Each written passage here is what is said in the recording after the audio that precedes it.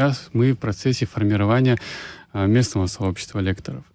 И мы как бы особо активно в этом направлении принимаем, потому что мы видим запрос по таким тематикам, лекциям, как Апсвара.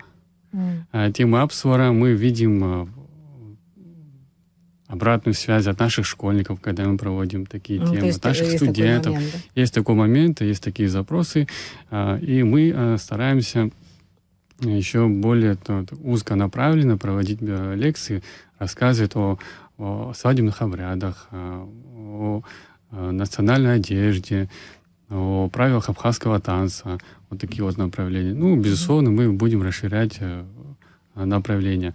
А далее мы привозим спикеров, мы увидели то, что есть такой немаловажный такой запрос по кибербезопасности, где мы можем рассказывать нашим гражданам, как обезопаситься от мошенников, о кибербуллинге, о травле в интернете,